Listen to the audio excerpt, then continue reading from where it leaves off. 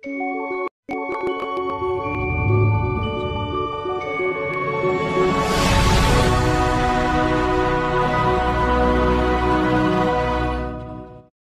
ఒక చిన్న లేఖన భాగాన్ని మనం ధ్యానం చేసుకుందాం.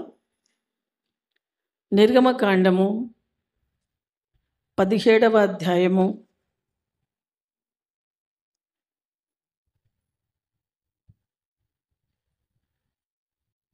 8వ వచనం నుంచి 13 వరకు మనం ధ్యానం చేసుకుందాం.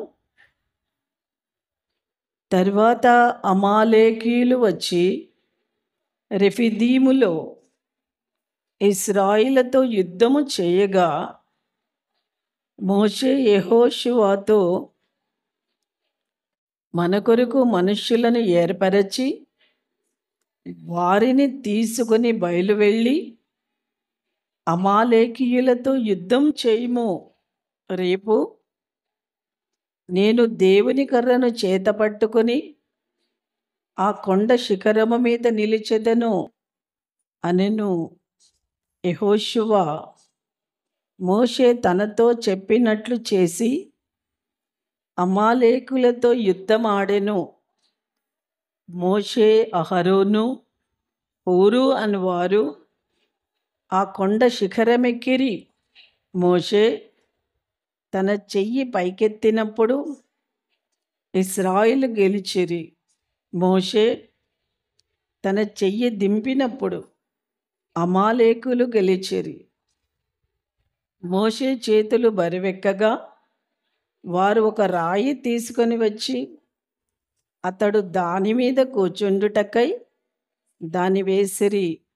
అహరోను, హూరులను ఒకడు ఈ పక్కను ఒకడు ఆ పక్కను అతని చేతులను ఆదుకొనగా అతని చేతులు సూర్యుడు అస్తమించు వరకు నిలకడగా ఉండెను. అట్లు యెహోషువ కత్తి వాడి చేత అమాలేకు రాజును అతని జనులను గెలిచెను. హల్లెలూయా. వాయిస్ స్పష్టంగా వినిపిస్తుందా? ఓకేనా? చిన్న ప్రార్థన చేసుకుందాం. అందరు కళ్ళు మూసుకునండి. దేవా, ఈ సమయం నాతో మాట్లాడు. నేను వట్టి కుండగా ఒట్టి బలహీనులుగా మేము వచ్చాం. ప్రవ్వా, మీరు మాతో మాట్లాడండి. మా హృదయాలు కఠినపరచుకొనకుండా మా హృదయాలు నీ మాటలను స్వీకరించే విధంగా మమ్మల్ని సిద్ధపరచండి. ప్రవ్వా, వినగల చెవులను, గ్రహించగల మనస్సును మా అందరికీ మీరు ప్రసాదించండి. నిలబడ్డ నాలో ఏ జ్ఞానము లేదు దేవా. నేను వట్టి దానిగా నిలబడి ఉన్నాను. నా నోటిని మీరే వాడుకొని మీ నామానికి మహిమ తెచ్చుకోండి. ఈ సమయం చదువున లేఖన భాగం నీ పాదాలకే అప్పగించుకుంటూ నా ప్రియ రక్షకుడైన యేసుక్రీస్తు నామమున ప్రార్థించి అడిగి వేడుకుంటున్నాం తండ్రి, ఆమెన్. దేవుని పరిశుద్ధ నామానికి వందనాలు.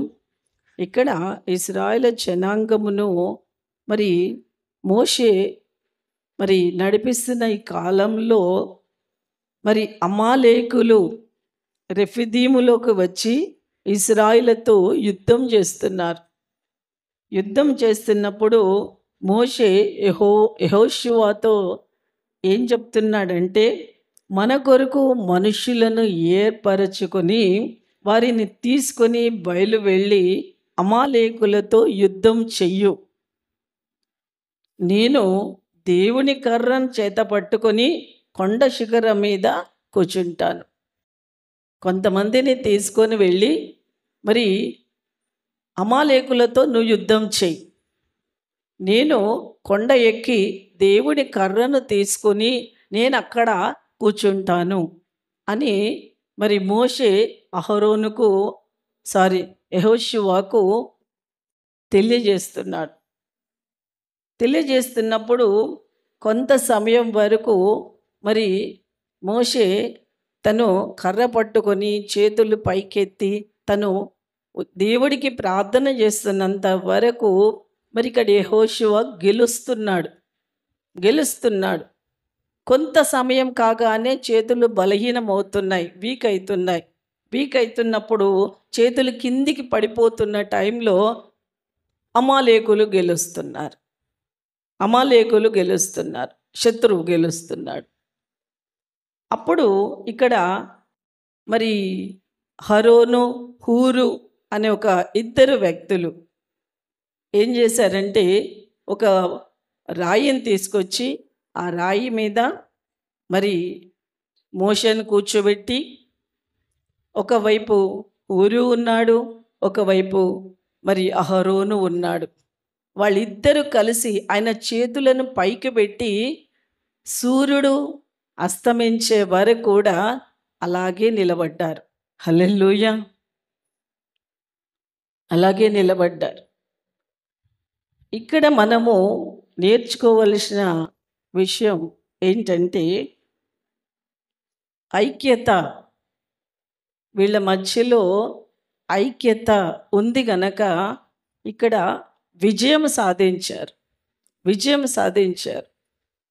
ఇక్కడ యెహోషువ యొక్క శక్తి ఏమి లేదు, కానీ చేతులు పైకెత్తి ప్రార్థన చేసినంత వరకు విజయం అనేది ఖచ్చితంగా వస్తుంది అనడానికి మరి ఇక్కడ ఒక రుజువు ఇది. ప్రతి కుటుంబంలో కూడా ఈ ఐక్యత అనేది ఉండాలి. ఇక్కడ సపోర్ట్ లేకపోయేసరికి మోషే బలహీనుడవుతూ ఉన్నాడు. ఇద్దరు వ్యక్తులు వచ్చి సపోర్ట్ చేసినప్పుడు విజయం పొందుతూ ఉన్నాడు. అంటే మనుషులకి ఎవరు కావాలి? సపోర్ట్ కావాలి. ఈ సపోర్ట్ లేకుండా ఒంటరి ప్రయాణం అనేది మనకు క్షేమకరము కాదు. ఒంటరిగా యెహోషువ గెలవగలుగుతాడా? యెహోషువ ఒంటరిగా యుద్ధం చేయగలుగుతాడా? చెయ్యలేడు. ఇక్కడ మోషే కొండ మీద కూర్చొని క్రీస్తు అనే బండపైన కూర్చుని ఇటువైపు ఇద్దరి సపోర్ట్తో చేతులు పైకెత్తి ప్రార్థన చేస్తున్నప్పుడు యెహోషువ మరి కత్తితో అందరినీ చంపుతూ అమాలేకుల రాజును కూడా చంపగలిగాడు. అక్కడున్న ప్రతి వ్యక్తులను కూడా తను చంపగలిగాడు. చూడండి, ఈ రోజుల్లో ఇప్పుడు జరుగుతున్న ఈ పరిస్థితులలో మరి కుటుంబాలలో ఈ ఐక్యత అనేది లేదు, సంఘంలో ఐక్యత అనేది లేదు, సమాజంలో ఐక్యత లేదు, దేశంలో ఐక్యత లేదు. ఎందుకు ఇలా జరుగుతుంది అంటే ఐకమత్యమే మహాబలం. కుటుంబములో భార్యాభర్తల మధ్య, బిడ్డల మధ్య ఐక్యత ఉంది అంటే ఆ కుటుంబముకు ఏ సాతానుడు కూడా దరికి చేరడు. ఇప్పుడు హేమలత సాక్ష్యం ఇచ్చింది కదా, తను తన బిడ్డలు కలిసి ప్రార్థన చేసి తన బిడ్డ సీట్ కోసం వెళ్ళారు. ఐక్యత, తను విజయము పొందుకోగలిగింది. ప్రమీల ఒక ఫోన్ పోయింది అని తను వెతకొచ్చు, కానీ నాకు ఫోన్ చేసింది, మరి కొంతమంది సంఘస్థులకు కూడా ఫోన్ చేసింది. దేనికోసం? ప్రార్థన చెయ్యండి అమ్మా అంటే సపోర్ట్ కావాలి. మనిషి బలహీనమైనప్పుడు సపోర్ట్ కావాలి. కష్టకాలములో మనం ప్రార్థన చెయ్యలేం, అనారోగ్యంతో ఉన్నప్పుడు ప్రార్థన చెయ్యలేం, బలహీనతతో ఉన్నప్పుడు ప్రార్థన చేయలేం, టెన్షన్లతో ఉన్నప్పుడు ప్రార్థన చెయ్యలేం. ఎవరైనా నాకు సపోర్ట్ ఉంటే బాగుంటుంది, ఎవరైనా నాతో మాట్లాడితే బాగుంటుంది, ఎవరైనా నాకు ఆదరణకరమైన మాటలు చెప్తే బాగుంటుంది అని హృదయము తప్పిస్తూ ఉంటుంది. కానీ సాతానుడు ఏం చేస్తాడు? మనుషుల మధ్యలో భేదాభిప్రాయాలు కలిగిస్తూ నిన్ను ఒంటరిగా చెయ్యడానికి వాడు ఇష్టపడుతూ ఉంటాడు. ఈ రోజుల్లో ఫోన్ ఎప్పుడైతే వచ్చిందో ప్రతి మనిషి ఒంటరిగా ఉండడానికే ఇష్టపడుతున్నారు. ఇంట్లో నలుగురు కూర్చున్నారు అనుకోండి, నలుగురు నాలుగు దగ్గర కూర్చొని ఫోన్లు పట్టుకొని కూర్చుంటారు. భార్యాభర్తలు ఉన్నారనుకోండి, ఆమె ఒక రూమ్లో ఉంటుంది, ఈయన ఒక రూమ్లో ఉంటాడు, చేతిలో ఫోన్లు ఉంటాయి. అంటే మనుషులు అవసరం లేదు వాళ్ళకి, ఫోన్ ఉంటే చాలు. ఫోన్ మనకు మేలే, అవసరానికి మేలు అది. కొన్ని విషయాలకు చాలా అవసరం మనకి. కానీ మనుషుల మధ్య భేదాభిప్రాయాలు తెచ్చేంత అవసరము అది మనకు కాదు. కానీ దానికి మనం ఏమైపోతామో అట్రాక్ట్ అయిపోతున్నాం. అట్రాక్ట్ అయిపోయి మనుషుల మాట్లాడుకోవడం తగ్గిపోయింది. గృహంలో మనుషులు మాట్లాడుకోవడం తగ్గిపోయింది. ఎంతమంది ఒప్పుకుంటారు ఇది? నిజమా కాదా? నిజం. మాట్లాడుకోవడం తగ్గిపోయింది. కష్టసుఖాలు మాట్లాడుకోవడం తగ్గిపోయింది. మరి మంచి చెడులు మాట్లాడుకోవడం తగ్గిపోయింది. ఇంకా ఏ విషయాలైనా మాట్లాడుకోవడం తగ్గిపోయింది. ఒక స్టోరీ నాకు గుర్తొస్తుంది. చిన్నప్పుడు 4 ఆవులు మేతకు చాలా క్లోజ్గా వెళ్ళేటివంట. చాలా క్లోజ్గా ఉండి 4 ఒక టైంకు వెళ్ళి ఆహారాన్ని చక్కగా మేత మేసేది. అక్కడ దూరం నుండి ఒక పులి చూస్తూ ఉంది. వాళ్ళ ఐకమత్యం చూసి అది భయపడుతూ ఉంది. భయపడుతూ ఎలా తినాలి వీళ్ళని, ఎలా ఈ ఆవులను తినాలి నేను అని ప్లాన్లు వేస్తా కూర్చొని ఏం చేస్తుందంటే తొడేలును పిలిచింది, నక్కను పిలిచి అది చాలా జిత్తుల మారి కదా, ఆ నక్కను పిలిచి ఏం చెప్తుందంటే నువ్వు వెళ్ళి వాళ్ళ మధ్యలో భేదాలు పెట్టు, భేదాలు కల్పించినామనుకో విడిపోతే ఒక్కొక్కరు వచ్చి మేతకు వచ్చినప్పుడు మన ఇద్దరం కలిసి ఈజీగా పట్టి తినేయచ్చు. ఇద్దరు కలిసి ప్లాన్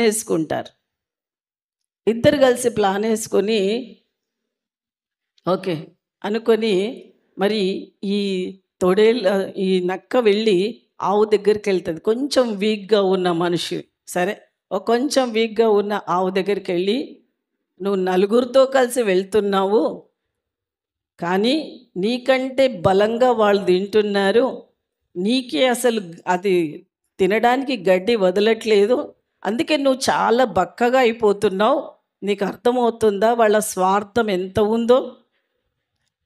వాళ్ళ స్వార్థం చూడు, ఎంత స్వార్థం ఉండి వాళ్ళు గబాగబా తినేస్తున్నారు. నువ్వేమో బక్కగా ఉన్నావు, కొంచెమే తింటున్నావు. కనీసం నీకు ఎక్కువ వదలొచ్చు కదా వాళ్ళు. ఇదేం స్నేహం? నువ్వు వాళ్ళతో పాటు నువ్వు ఒంటరిగా మీరు ఎక్కువ తినగలుగుతావు నీవు అని చెప్పగానే నిజమే, ఎంత స్వార్థం నా స్నేహితులకు అని చెప్పుడు మాటలు విని ఏమైపోయింది? ఒంటరి అయిపోయింది. అలా అందరి దగ్గరికి వెళ్ళి నలుగురిని విడదీసింది. ఒక్కొక్కరెళ్ళి మరి ఆహారం తింటున్నప్పుడు ఏమైపోయారు? పులికి బలి అయిపోయి. ఇప్పుడు సాతానుడు కూడా చేస్తుంది అదే. హల్లెలూయా. చూడండి, సాతానుడు కూడా మనని ఒంటరిని చెయ్యడానికే వాడు ఇష్టపడుతూ ఉన్నాడు. నువ్వు ఒంటరిగా దొరకాలి వాడికి. నువ్వు ఒంటరిగా నేను ఇంట్లో కూర్చొని ప్రార్థన చేసుకుంటాను అంటావు. నీ ఒంటరి ప్రార్థనలో బలం ఉండదు అని వాడికి తెలుసు. ఎందుకు? నీ మనస్సు, శరీరం ఒంటరిగా దేవుడి సన్నిధిలో ఉంటుంది, కానీ నీ మనస్సు దేవుడి దగ్గర లగ్నం చెయ్యలేవు. దేవుడి దగ్గర మనస్ఫూర్తిగా నీ మనస్సుని పెట్టలేవు.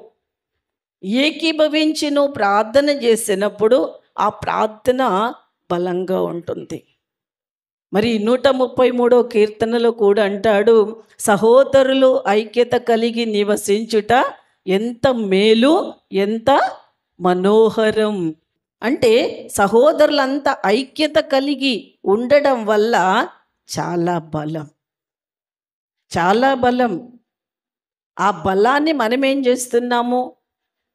బలహీనం చేసుకుంటున్నాం. ఎవ్వరికి వాళ్ళే. కొన్ని సంఘాలలో ఎలా దౌర్భాగ్యం అయిపోయిందంటే, వాక్యం వింటారు, వెళ్ళిపోతారు. నేను వాక్యానికే వచ్చాను. కాపరితో సంబంధం లేదు, సంఘంతో సంబంధం లేదు. చూడండి, వాళ్ళు ఎవరికి తెలీదు. సంఘము అంటే ఒక కుటుంబం. ఆ కుటుంబంలోని ఒక సభ్యురాలివి. నీకు ఒక కుటుంబం కావాలి. దేవుడు సంఘం అనేది ఎందుకు పెట్టాడు? ఐకమత్యంతో ఉండడానికి. కుటుంబం అనేది ఎందుకు పెట్టాడు? ఐకమత్యంతో దేవుణ్ణి ఆరాధించడానికి. ఇక్కడ యుద్ధం చేసే అప్పుడు మరి మోషే బలహీనుడవుతున్నప్పుడు ఇక్కడ ఇద్దరు, హూరు హరోను ఇద్దరు కలిసి తన చేతులు లేవనెత్తుతూ సపోర్ట్ ఇస్తున్నారు. ఒకరు ఏ పరిస్థితులైనా బలహీనులైపోతూ ఉంటే, నిరాశలో వెళ్ళిపోతూ ఉంటే, నిస్పృహలో వెళ్ళిపోతుంటే, మరి ఇంకా నాతో కాదు అని కష్టాల ఊబిలో కూరుకుపోతూ ఉంటే, ఇంకొకరి సపోర్ట్ నీకు కావాలి. నీకు సపోర్ట్ అవసరం. నీకు నీవుగా ఏమీ చెయ్యలేవు. నీకు నీవుగా ఏం చేస్తావంటే తప్పుడు నిర్ణయాలు తీసుకుంటారు, తప్పుడు ఆలోచనతో వెళ్తూ ఉంటారు, తప్పటడుగులు వేస్తూ ఉంటారు. మోషే అంతవరకు కొండ మీద కూర్చొని ప్రార్థన చెయ్యగలిగాడు. కానీ తను కొద్ది సమయం చెయ్యగలిగాడు, ఒంటరిగా బలహీనుడయ్యాడు.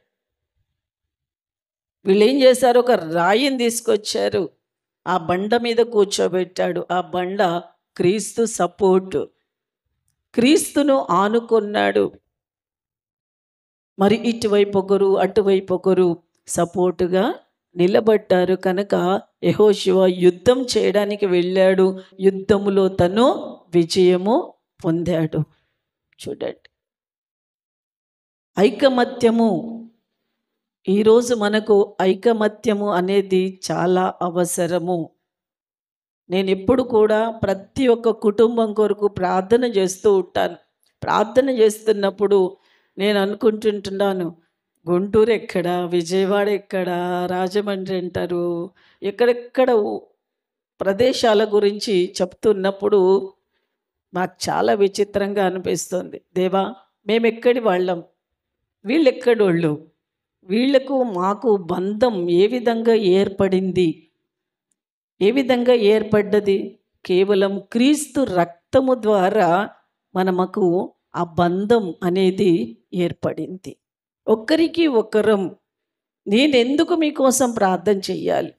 మనం ఎందుకు దేశం కోసం ప్రార్థన చెయ్యాలి? మనం ఎందుకు రాష్ట్రాల కోసం ప్రార్థన చెయ్యాలి? మనం ఎందుకు మనుషుల కోసం ప్రార్థన చెయ్యాలి? ఎందుకు అంటే క్రీస్తు ప్రేమ మనలో ఉంది గనక. నిన్ను వలె నీ పొరుగువాణ్ణి ప్రేమించు అని చెప్పాడు కనుక ఆ ప్రేమను మనము చూపిస్తున్నాం. మరి ఆ ప్రేమలో ఐక్యత ఉంది. ఒక్కరి కోసం ఒకరు ప్రార్థన చేసుకోవడం వల్ల ఐక్యత ఉంది. మరి ఆ మాట చూద్దాం. యాకోబు రాసిన పత్రిక మరి 5వ అధ్యాయము 16వ వచనంలో మనం చూద్దాం. మీ పాపములను ఒకరితో ఒకరు ఒప్పుకొనుడి, మీరు స్వస్థత పొందినట్లు ఒకరి కోసం ఒకరు ప్రార్థన చెయ్యండి. నీతిమంతుని విజ్ఞాపన మనస్పూర్వకమైనదై బహుబలము గలదై ఉండును. ఏలియా మన వంటి స్వభావము కలిగిన మనుష్యుడే వర్షింపకుండునట్లు ఆసక్తితో ప్రార్థించగా 3.5 సంవత్సరములు భూమి మీద వర్షము ఆగిపోయింది. ఇక్కడ చాలమ్మ ఏమంటున్నంటే, మీ పాపములు ఒకరితో ఒకరు ఒప్పుకొనుడి, మీరు స్వస్థత పొందినట్లు ఒకరి కోసం ఒకరు ప్రార్థన చెయ్యండి. అంటే మీ పాపములు అంటే మీ బలహీనతలు ఒకరితో ఒకరు ఒప్పుకోమంటున్నాడు. ఒప్పుకొని ప్రార్థన సహాయం, ఒకరి కోసం ఒకరు ప్రార్థనకు సిద్ధపడమంటున్నాడు. నువ్వు స్వస్థత పొందాలి అంటే ఒకరి కోసం ఒకరు ప్రార్థన చెయ్యాలి. ఈ ప్రార్థన ఎలా ఉంటుందంట? బహుబలంగా ఉంటుందంట. నాకెవ్వరు వద్దు అంటే మనం ఎలా ఉంటాము? ఒంటరిగా ఉంటాం. అప్పుడు సాతానుడు ఏం చేస్తాడు? ఈజీగా పట్టేసుకుంటాడు. ఏదో ఒక రకంగా ఎవరినో ఒకరిని పంపిస్తాడు. ఏదో రకంగా పడిపోయే అవకాశం చాలా ఉంటుంది. నేను నిన్న రాత్రి వాక్యం చూసుకుంటున్నప్పుడు నాకు ఆలోచన వస్తుంది. అవ్వ ఒంటరిగా ఉంది కాబట్టి సాతానుడు వెళ్ళి ఈజీగా తన మాటలతో పడేయగలిగాడు. అదే ఆదాము ఆమెతో ఉంటే ఆమె పడిపోతుండేనా? ఒకవేళ ఆమె తిందాము ఆ పండ్లు అని అనుకుంటే ఆదాము చెప్పేవాడే, తినొద్దని దేవుడు ఆజ్ఞాపించాడు కనుక తినొద్దు అని గట్టిగా ఆమెకి వార్నింగ్ ఇచ్చేటోడే. కానీ సాతానుడు ఏం చేశాడు? ఒంటరిగా చూశాడు. ఒంటరిగా ఉన్నప్పుడే ఏమవుతుంది? రకరకాలైన బలహీనతలకు మనము లోనవుతూ ఉంటాం. నేను చాలామంది బ్రదర్స్తో మాట్లాడినప్పుడు బయట, ఎందుకు బ్రదర్ బాగా నువ్వు ఎందుకు డ్రింక్ చేస్తావు అంటే, ఏం చెయ్యను, నా బిడ్డలు నా మాట వినరు, నా భార్య నా మాట వినదు, నా బంధువులు నన్ను వెలివేశారు, నేను ఒంటరివాణ్ణి అయ్యాను, కాబట్టి మనసు తట్టుకోలేక నేను తాగుడుకు అలవాటు పడిపోయాను. ఆ తాగుడు ఏం చేస్తుంది? ఆయనని మత్తులో పడుకోబెడుతుంది, మత్తుతో పడుకోబెడుతుంది. చూడండి, అంటే ఒంటరిగా ఉన్నప్పుడు మనిషి తప్పుడు ఆలోచనలు చేయడానికి చాలా అవకాశాలు ఉంటాయి. ఎక్కువ తప్పులు చెయ్యడానికి కూడా మనిషి ఒంటరిగా ఉన్నప్పుడే తప్పులు ఎక్కువగా చేస్తారు. తప్పుడు నిర్ణయాలు సాతానుడు కూడా తీసుకొచ్చి పెడుతూ ఉంటాడు. కాబట్టి ఆదామును సృష్టించిన దేవుడు, ఆదాము ఒక్కడే ఉంటే అయిపోతుండి, అవ్వనెందుకు ఇచ్చాడు పక్కకి? ఒకవేళ తను ఏదైనా బలహీనం అవుతూ ఉంటే అవ్వ ధైర్యపరుస్తుంది, అవ్వ బలహీనం అవుతూ ఉంటే ఆదాము ధైర్యపరుస్తాడు. చూడండి, కుటుంబం కూడా అంతే. ఒకవేళ భర్త భయపడుతూ ఉంటే ఏం కాదు, దేవుడు ఉన్నాడు సపోర్ట్గా, మనకి ధైర్యంగా ఉండు అని చెప్పి భార్య సపోర్ట్ ఇస్తుంది. భార్య బలహీనమై ఏడుస్తూ కూర్చుంటే ఎందుకు భయపడుతున్నావు, దేవుడు ఉన్నాడు అని తను ధైర్యం ఇస్తూ ఉంటాడు. ఇద్దరు బలంగా ఉన్నారు అంటే, ఒకవేళ బిడ్డలు బలహీనమైపోతుంటే తల్లిదండ్రులు ఏం చేస్తారు? ఏమీ కాదు, ధైర్యంగా ఉండు అని చెప్పి తల్లిదండ్రులు సపోర్ట్ ఇస్తూ ఉంటారు. ఎందుకంటే ఈ విధంగా ఐకమత్యము అనేది చాలా అవసరమై ఉన్నది. ఈ ఐకమత్యము ఉండొద్దు అని చాలాసార్లు సాతానుడు మనుషులను వాడుకుంటూ ఉంటాడు. చాలామంది మందిరానికి వస్తారు, కానీ కాపరి అంటే విలువ ఉండదు, కాపరి మాటలంటే విలువ ఉండదు. చాలామంది సంఘానికి వస్తారు, వాక్యం వినరు, హాయిగా నిద్రపోతారు. నిద్రపోతానికే వస్తారేమో తెలియదు. కొంతమందికి ఫోన్లు వస్తాయి, వెళ్ళిపోతారు. అంటే పరిపూర్ణంగా దేవుని సహవాసమును వాళ్ళ హృదయము అంగీకరించదు. మరి అపోస్తల కార్యము 1వ అధ్యాయము 12వ వచనంలో మరి 120 మంది 120 మంది ఎలా కూర్చున్నారంట? ఏకాత్మతో కూర్చున్నారంట. హల్లెలూయా! ఎలా ఉన్నారు? ఏక మనస్సు, ఎడతెగక ప్రార్థన చేస్తున్నారు. చూడండి, ఏక మనస్సు ఒకటవుతుందా అందరిది? అందరి మనసు ఒకేలాగా ఉంటుందా? ఇప్పుడు అందరి మనసు ఒకేలాగా ఉందా? లేదు. కానీ దేవుడి సన్నిధిలో వాళ్ళు కూర్చున్నారు. దేనికోసం కూర్చున్నారు? దేవుడి ఆత్మను పొందుకోవడానికి కూర్చున్నారు. వాళ్ళు ఎలా కూర్చున్నారు? ఆసక్తితో వచ్చారు. ఆసక్తితో వచ్చారు. ఈరోజు నేను దేవుడి ఆత్మను ఖచ్చితంగా పొందుకోవాలి. ఆసక్తితో కూర్చున్నారు. ఇంకా ఎలా కూర్చున్నారు? మనసుతో కూర్చున్నారు. ఏక మనస్సు, ఏక మనసుతో 120 మంది కూర్చొని ఏక మనసుతో ప్రార్థన చేస్తున్నప్పుడు పరిశుద్ధాత్మ దేవుడు అక్కడికి దిగి వచ్చాడు. చూడండి ఎంత గొప్ప కార్యం. ఆ ఏకత్వములో ఉన్న శక్తి అది. ఏది ఏమైనా సరే, ఉదయం అంతా గొడవలు జరిగినా సరే నీ ఇంటిలో, రాత్రికి మాత్రం నీ బిడ్డలు కలిసి, నీ కుటుంబం కలిసి ఖచ్చితంగా నువ్వు ప్రార్థన చెయ్యాలి. కుటుంబ ప్రార్థన ఏది ఏమైనా సరే ఇది ఒకటి అలవాటుగా చేసుకో. ఆ కుటుంబ ప్రార్థనలో ఉదయం నుంచి సాయంకాలం ఏమైనా భేదాభిప్రాయాలు ఉంటే దేవుడి దగ్గర క్షమాపణ కోరుకొని తిరిగి ఆ కుటుంబం కలిసిపోవాలి. చెప్పుడు మాటలు విని కుటుంబాన్ని, సంఘంని మనము దూరం చేసుకునే వారిగా ఉండకూడదు. ఎందుకంటే సాతానుడు వేసే ఎర అది అని మనం గుర్తుపట్టాలి. మనం వినొద్దు. నీ కుటుంబం గురించి నీకు బాగా తెలుసు కాబట్టి నువ్వు ఎవరి మాట వినొద్దు. సంఘం గురించి నీకు తెలుసు కాబట్టి ఎవరి మాట నువ్వు వినొద్దు. విన్నవు అంటే నిన్ను పక్కకు తీసుకెళ్ళి అది పడేయడానికి సిద్ధమవుతుంది.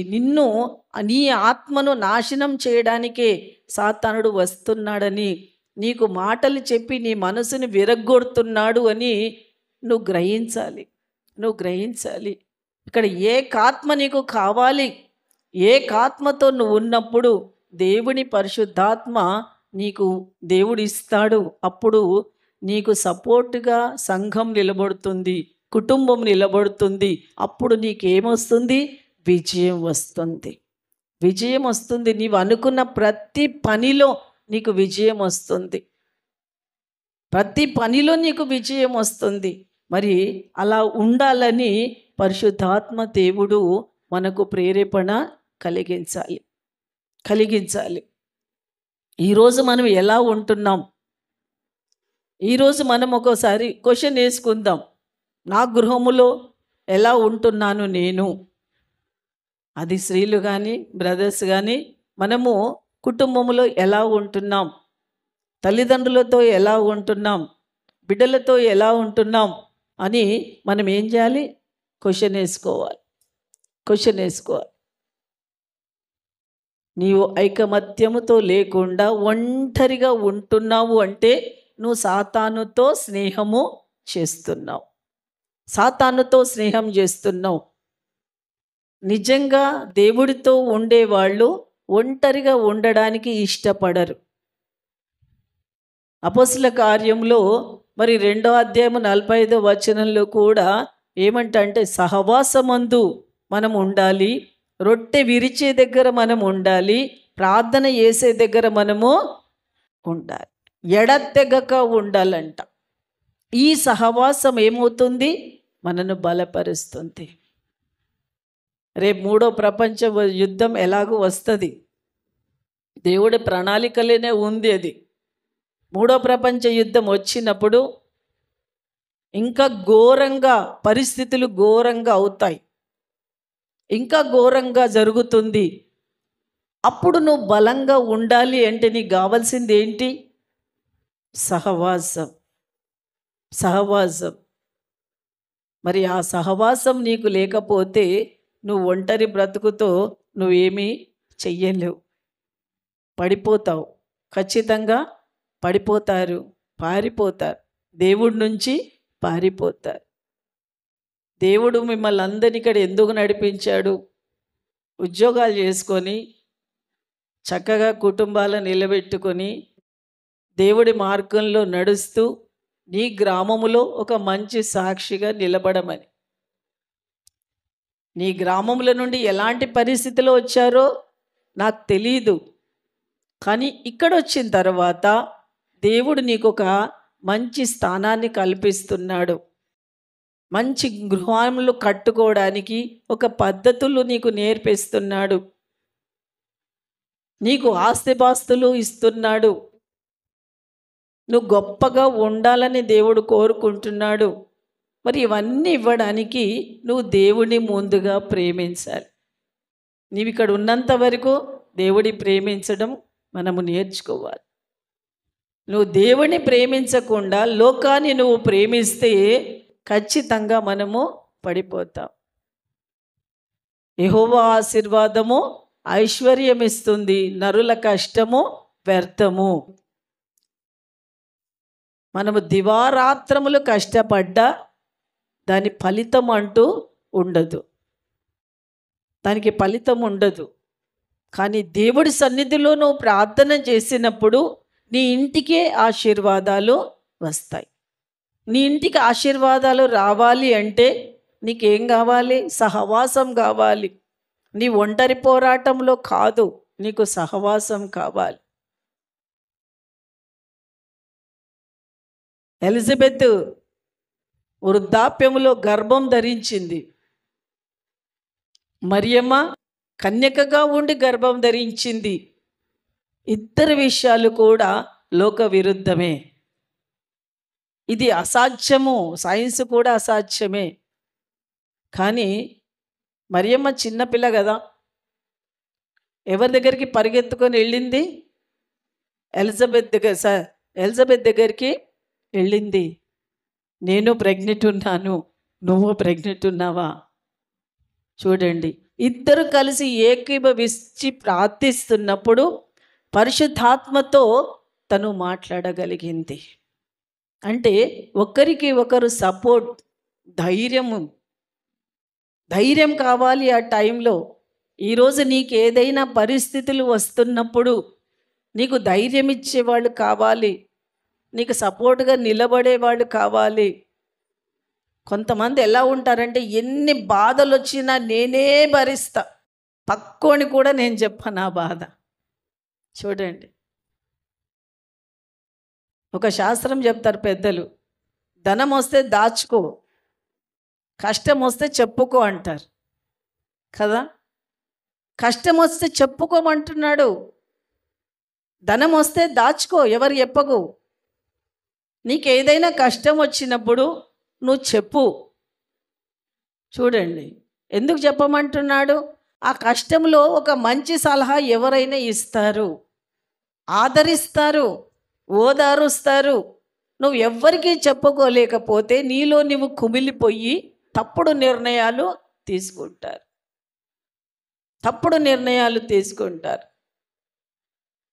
నిన్న ఒక స్త్రీ నాకు ఫోన్ చేసి ఏం చెప్తుందంటే, మా అత్త కోడలు కొట్లాడుకున్నారు, గొడవలు పెట్టుకుంటే ఇంకా కోడలు అన్నదంట, మనం అలాగే వెళ్ళిపోదాం, మీ అమ్మతో నేను భరించలేను అని అంటే, కొడుకు అన్నాడంట, నేను మా అమ్మను వదిలి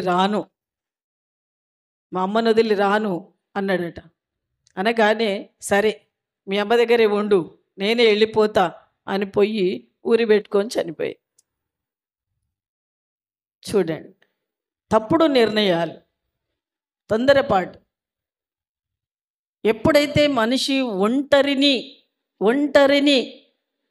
అని ఎప్పుడైతే మనం అనుకుంటామో ఆ ఒంటరితనములోనే నీకు వచ్చే ఆలోచన ఏంది? చచ్చిపోదాము.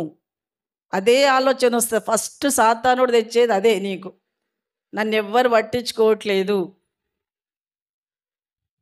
ఇదే ఆలోచనతో చాలామంది ఉంటారు. సాతానుడు తెచ్చే మాట అదే. నువ్వు ఐక్యతతో ఉన్నావు, కుటుంబములో ఐక్యతతో ఉన్నావు, సంఘముతో ఐక్యతతో ఉన్నావు, నీ కష్ట సుఖాలు ఒకరికొకరం పంచుకున్నప్పుడు ఏం చేస్తాం? ఒకరి కోసం ఒకరు ప్రార్థన చేస్తాం. కాబట్టి చాలాసార్లు నేను చెప్తూ ఉంటాను, మీరు కానుకలు వేసేటప్పుడు నీ కష్టాల గురించి మరి రాసి అందులో వెయ్యమ్మా.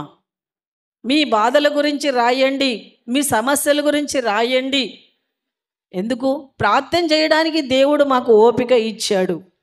మీ అందరి సమస్యల కోసం ప్రార్థన చేయడానికి నాకు ఓపిక ఇచ్చాడు. కాబట్టి నేను దేవుడి దగ్గర అడుగుతాను అని ఎంతోమందికి చెప్పాను. కొంతమందే వాళ్ళ బాధలు, వాళ్ళ కష్టాలు మరి దేవుడి సన్నిధికి మరి కానుక దాంట్లో వాళ్ళు లెటర్ రాసి అందులో వేసినప్పుడు మరి ఆ కుటుంబాల కొరకు నేను ప్రార్థన చేస్తూ ఉంటాం. ఎందుకు? దేవుడిచ్చిన బాధ్యత ఇది. మేం బలహీనమవుతున్నప్పుడు, మా కుటుంబంలో సమస్య వస్తున్నప్పుడు సంఘం ప్రార్థిస్తుంది. మరి సంఘం ప్రార్థించినప్పుడు నా కుటుంబంలో మేలు కలుగుతుంది. మీ కుటుంబాలలో సమస్య వచ్చినప్పుడు మేము ప్రార్థిస్తున్నాము, మీ కుటుంబంలో మేలు కలుగుతుంది. అంటే సంఘం ఏకీభవించి ప్రార్థన చేసినప్పుడు అందులో బహుబలంగా ఉంటుంది దేవుడి కార్యాలు. నీతిమంతుని యొక్క ప్రార్థన బహుబలము గలదై ఉంటుంది. ఈరోజు యేసుక్రీస్తు ప్రభు యొక్క రక్తంలో కడగబడిన మనమందరము కూడా నీతిమంతులమే. మనమంతా నీతిమంతులమే. నీతి మార్గంలో మనం నడుస్తున్నాము, సత్య మార్గాన్ని మనం వెతుకుతూ ఉన్నాము కనుక మనమందరము నీతిమంతులమే. మనమందరం కలిసి ప్రార్థన చేసినప్పుడు ఒక గొప్ప ఉజ్జీవం అనేది కలుగుతూ ఉంటుంది. కానీ అలా ఉండకుండా ఏమైపోతున్నాము? ఎవరితో నాకేం అవసరం అనుకొని వెళ్ళిపోతూ ఉంటాం. కనీసం ఒక్కరికొకరు ప్రైజ్లాడు కూడా చెప్పుకోరు, ఒక్కరికొకరు కరచాలనం చేసుకోరు, ఒక్కరికొకరు పరిపూర్ణంగా మాట్లాడుకోరు. ఇది ప్రేమతో ప్రేమ కోసమే ఆయన సన్నిధికి మనం అందరం వచ్చాం. ఆ ప్రేమ కావాలని మనం అడిగినప్పుడు మన మధ్యలోనే ఆ ప్రేమ అనేది లేకపోతే దేవుడి ప్రేమ మనకేమర్థమవుతుంది? దేవుడి ప్రేమ ఏమర్థమవుతుంది? పక్కోని గురించి నీకు అర్థం కానప్పుడు దేవుడి ప్రేమ ఏమర్థమవుతుంది? పక్కోళ్ళ కష్టం నీకు అర్థం కాకపోతే దేవుడి ప్రేమ ఏమర్థమవుతుంది? ఎందుకంటే అంత్యకాలములో మనుషులందరూ స్వార్థ ప్రియులవుతారు, బింకములాడువారు అవుతారు, గర్వాంధులవుతారు. తిమోతికి చెప్తున్నాడు పౌలు, గర్వంతో ఉంటున్నారు. ఎవరికేంది చెప్పేది, నాకు తెలీదా అనుకొని పతనమైపోతున్నారు. కానీ ఈరోజు మనం పరీక్షించుకుందాం. సహోదరులు ఐక్యత కలిగి నివసించుట ఎంత మేలు, ఎంత మనోహరం. ఒకరికి ఒకరు పడిపోతున్న వారిని మనం ఒకరికొకరు సపోర్టుగా నిలబడాలి. బలహీనమవుతున్న వాళ్లకు మనం సపోర్టుగా బలమిచ్చే వారిగా ఉండాలి. సంఘానికి నీ పక్క వాళ్ళు రాకపోతే ఎందుకు రావట్లేదు, రా అని చెప్పి తీసుకొచ్చే వారిగా ఉండాలి. స్నేహ భావముతో ఉండాలి, ప్రేమ భావముతో ఉండాలి. అది నిజమైన ప్రేమ. ఇక్కడ మరి ముగ్గురు కలిసి మరి వృద్ధాప్యంలో ఉన్న మోషే సాయంత్రం వరకు ఇలాగే చేతులు పైకెత్తడానికి 2 సపోర్ట్లు. చూడండి, 2 చేతులు పైకెత్తితే ఇక్కడ ఒకడు అహరోను, ఇక్కడ హూరు పట్టుకొని నిలబడినారు. అక్కడ యెహోషువ బలంగా కత్తితో మరి అందరినీ చంపగలిగాడు, అమాలేకులందరినీ హతం చేశాడు, రాజును హతం చేశాడు, యుద్ధములో గెలిచినారు. ఈరోజు నీ కుటుంబంలో నువ్వు గెలవాలి, సమస్యల్లో గెలవాలి, మరి ఆత్మీయంగా నేను గెలవాలి, శారీరకంగా నేను గెలవాలి అంటే ఖచ్చితంగా నీకు సహవాసం అనేది అవసరమయ్యున్నది. నీవు సహవాసం లేక ఒంటరిగా నీ ప్రయాణం కొద్ది సమయం ప్రయాణం చేస్తావు, కానీ త్వరగా అలసిపోతావు. అలసిపోయి నిరాశకు వచ్చేసి దేవుణ్ణి వదిలేసి నామకార్థంగా బ్రతుకుతారు. ఈరోజు ఎన్ని కుటుంబాలు నామకార్థంగా లేవు? ఎన్ని కుటుంబాలు దేవుని సన్నిధికి రానోళ్ళు ఉంటున్నారు? దేవుడంటే విలువ లేని వాళ్ళు ఎంతమంది ఉన్నారు? ఇంకా పుట్టుక క్రైస్తవులు అయితే ఇంకా ఘోరంగా ఉన్నారు. ఒక్కొక్కరిని చూస్తే వాళ్ళు నిజంగా క్రైస్తవులా అనిపిస్తుంది వాళ్ళని చూస్తే. పొద్దునుంచి రాత్రి దాకా తాగుతూనే ఉంటారు. సండే వస్తే తాగుతారంట వాళ్ళు. చూడండి, మళ్ళీ వాళ్ళు పుట్టుక నుంచి క్రైస్తవులు, మా తాతలు క్రైస్తవులు, మా ముత్తాతలు క్రైస్తవులు అని చెప్తారు. వాళ్ళు ఎప్పుడు చూడు తాగే ఉంటారు. చూడండి ఎంత ఘోరంగా పరిస్థితులు ఉంటున్నాయి. తాగుబోతులు దేవుడి రాజ్యములో చేరరు. దేవుడే చెప్తున్నాడు ఆ మాట. విగ్రహారాధికులు దేవుడి రాజ్యములో చేరరు. అబద్ధికులు దేవుడి రాజ్యములో చేరరు. అన్యాయస్తులు దేవుడి రాజ్యములో చేరరు. దొంగలు దేవుడి రాజ్యములో చేరరు. వ్యభిచారులు దేవుడి రాజ్యములో చేరరు. చూడండి, ఎందుకంటే అవన్నీ వదిలి దేవుడి సన్నిధిలో సహవాసములో నీవు ఉన్నప్పుడు నీకు ఖచ్చితంగా నీ గృహములో విజయం వస్తుంది. దేనికోసం నువ్వు ప్రార్థన చేస్తున్నావో, ఏ కష్టం పోవాలనుకుంటున్నావో, ఏ బాధ పోవాలనుకుంటున్నావో, నీ బిడ్డల పెళ్ళిళ్ళ కోసమో, మరి నీ కుటుంబముల ఇంకేవైనా సమస్యల కోసమో, గర్భఫలం కొరకు, అది ఏదైనా కానీ, చదువుల కోసమో, ప్రతి దానిలోనూ సహవాసములో ఖచ్చితంగా కనపడాలి. నువ్వు సహవాసములో నీకు ఆయన సపోర్ట్ లేకుంటే నువ్వు దేవుని ద్వారా ఏది కూడా విజయం పొందలేవు. కాబట్టి ఈరోజు మనము మోషే ద్వారా, అహరోను, హూరు ద్వారా, యెహోషువ ద్వారా మనము నేర్చుకున్న సత్యం ఏంటంటే ఐకమత్యము మహాబలం.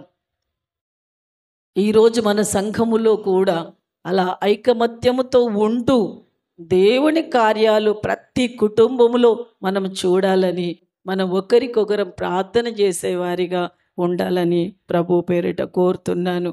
అలా ఉండడానికి పరిశుద్ధాత్మ దేవుడు మనందరికీ సహాయం చేయనుగాక. ఆమేన్. చిన్న ప్రార్థన చేసుకుందాం. కృపాసత్య సంపూర్ణ పరిశుద్ధాత్మ దేవ, నమ్మదగిన తండ్రి, నీకు వందనాలు. ఆనాడు నా ప్రభా అమాలేకులతో యుద్ధం చేస్తున్నప్పుడు మోషే, నువ్వు వెళ్ళి యుద్ధం చేయి, నేను కొండ మీద కూర్చొని క్రీస్తుని బండను ఆనుకొని ఆయన వైపు చేతులెత్తి ప్రార్థిస్తాను అని మోషే విశ్వాసంతో చెప్పాడు. కొంతవరకు నా తండ్రి తను ఉండగలిగాడు, కానీ చేతులు బలహీనమైనప్పుడు శత్రు సైన్యం గెలుస్తుంది. చేతులు పైకెత్తినప్పుడు యెహోషువ గెలుస్తున్నాడు, ఇశ్రాయేలు గెలుస్తున్నారు. తండ్రి, నీ సపోర్ట్ లేకుండా మేమేమీ చెయ్యలేము.